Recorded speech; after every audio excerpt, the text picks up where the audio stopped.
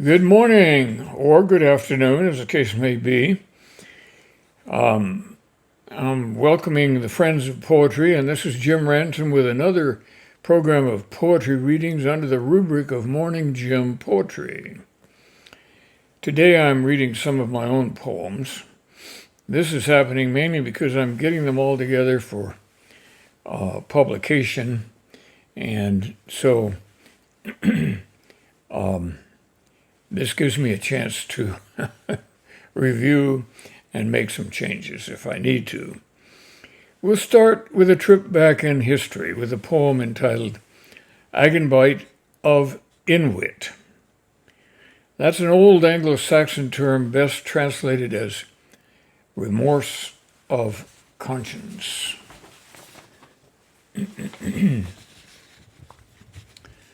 Remorse of conscience. The agony is there already in the witful knowledge of the bite of sin itself, when we have done the deeds but blamed others, when we have lost the race but claim we were tripped by them, the wife blaming the husband, and the husband the wife, the candidate the party the candidate, and our neighbor did it when we trip and fall. Agenbite of Inwit. Here's a footnote. A Middle English term used as Agenbite of Inwit by Dan Michel, written in the Kentish dialect as early as 1340. Revived in 1921 by James Joyce in his book Ulysses. Note: every part of the phrase Agenbite of Inwit exists in modern English. Agony, bite of, in, and wit.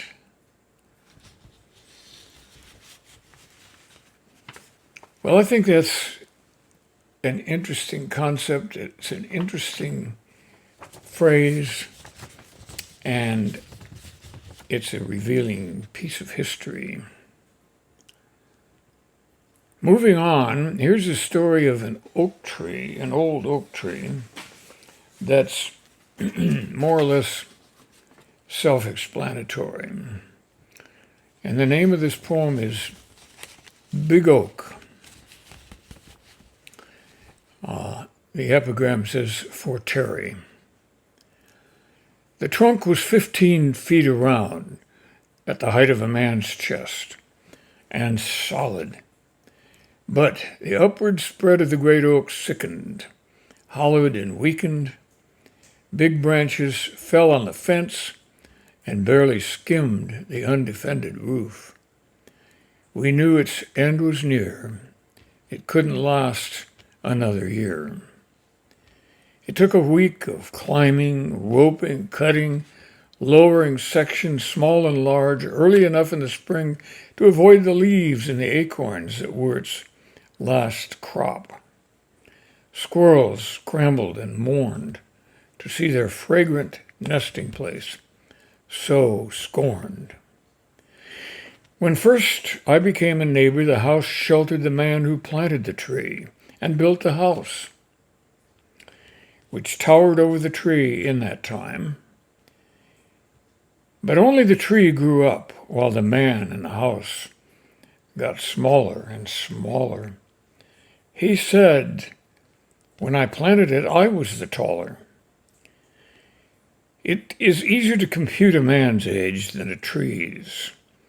Count the rings, so many, so close, and blending together like memories into years that finally seem the same.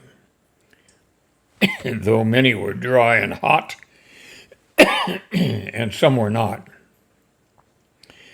Trees smile in their own time with green leaves and passing seasons without complaints or tears, but in due time come to their end of days, fade and drop their leaves for the last time. We know that every living thing will fall. It scarcely matters whether it is short or tall. That's a big oak.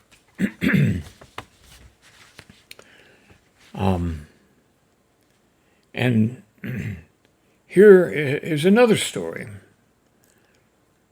And it's almost true.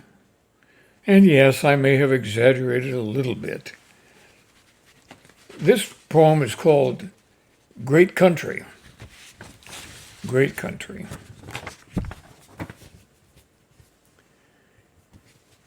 So I'm signing my books at a bookstore one day, and during a lull, I see this guy in a corner, earbuds on, tapping his foot with a little sway. I say, "Hey, buddy, bring your book over and I'll sign it for you." He pulls out the earbuds and says, "I can't read." Not to be speechless, I say, "Then give one to a friend who can." With that, he rolls up his sleeves and holds up both tattooed arms, one of which says, "Hell's Angels" in black ink. So now he's telling me his friends can't read either. This guy is putting me on. "What the hell are you doing in the bookstore?" He shrugs. "Waiting for my woman. What do you think?" In this debate, I'm losing. "She makes coffee here," he says. "Personally," he adds, "I like rappers. They rhyme and they make good money. Your book of poems ain't worth a dime." His girl comes by and smiles. "More coffee, honey?" He holds up his cup, defiantly looking my way. I'm thinking, is this a great country or what? Oh my. You never know who's going to show up at a poetry reading.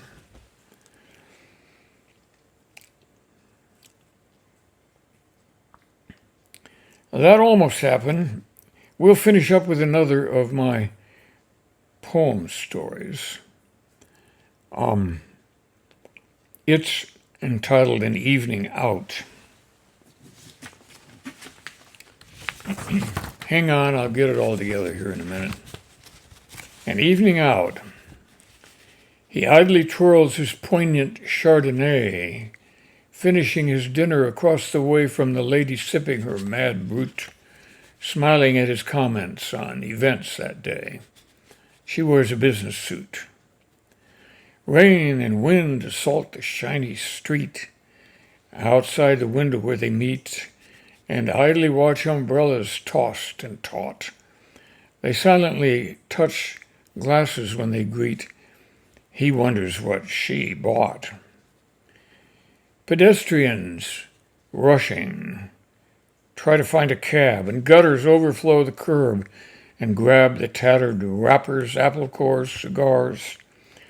The waiter hovers with the evening's tab and asks about the car. Leaving in the storm and not quite finished, she practices her manners, not so famished, but so much unsettled and so much to say.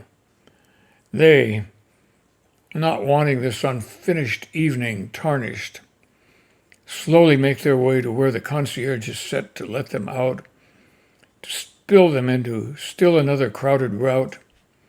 Strangers sit now where they sat and drank. The steak lingers in his mouth, but tastes like kraut. Outdoors is foggy dank.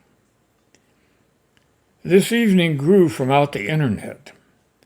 Such handy ways there are to get a couple met. Now down the street the cab horns are blowing. "Oh, yes, tonight. Perhaps we'll travel separate," she says, not knowing he's done this all before. And many times. She's brought along some cab fare and some dimes. So much to do, so little time to do it. To talk of symphonies, or racing, cards or crimes. He's through tonight, and knows it. He smiles at her and turns away, distracted. His profile in the door glass is refracted, so his kissing lip upon his fingers twisted. Another name that's on her list subtracted. Another guy will be enlisted. The microwaves that make up what we tweet, impermanent as dust beneath our feet. We grasp and squeeze electric tools, fearing that we've met defeat. We hold them like our jewels.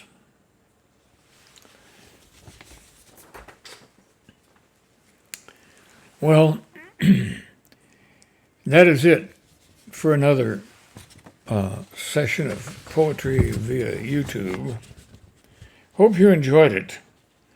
I'll return next week.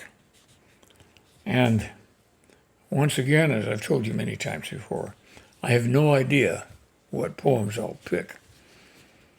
I think there'll be somebody else's poems. I don't want to give away any more of my poems before my book is published, do I? Well, maybe it's not that critical. Bye now and have a good week.